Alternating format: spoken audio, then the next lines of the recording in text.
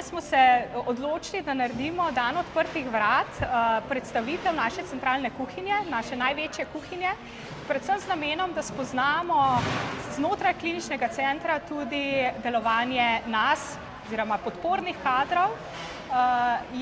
Ključno je tukaj dobra organizacija, da potekajo dela normalno, skladno in za neko mero sledljivosti. Zato pa skrbi odlična ekipa sodelavcev, ki vsakodnevno prepravijo cirka 1600 obrokov za vse naše hospitalizirane bolnike. Zelo težko rečemo, da je to kuhinja, je že skoraj res proizvodna. Zdaj v kuhinji nas je zaposlenih 140 ljudi, znotraj službe pa približno 170. Zdaj zaposleni delajo v dveh izmenah, dopoldne, popoldne, tako da je kar zahtevno delo, no, tudi sama logistika, organizacija, ampak nekako nam uspeva. Imamo, to se pravi, zadolženi smo za pripravo dietne prehrane, tako da imajo zaposleni že vnaprej določene recepture, naloge za pripravo, tako da to se morajo striktno držati, ni nekih improvizacij. Improvizacija je pred tem.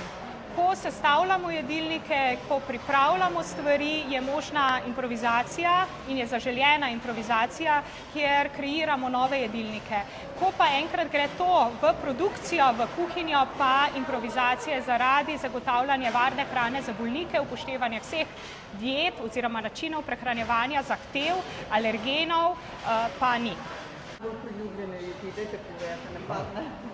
Se pravi, zdaj neko pečeno meso oziroma panirano, to je prvo. Zdaj pa tako, zdaj nekega pomfrija pri nas ne delamo, tako da pol kakšen restan krompir v tem stilu. Drugače pa še golaž s polento, je zelo dobro, lazanje, musake. Dobre kruhove rezine tudi naredimo. Burek, domač burek, bela kava je naša tradicionalna, za njo dobivamo ogromno povpraševanj, kako jo pripravimo, tako da je kar nekaj jedi na spisku zaželjenih. Recepte delite ali ne? Skrivate? Tudi, če nas pokličejo z veseljem, tudi to podamo naprej.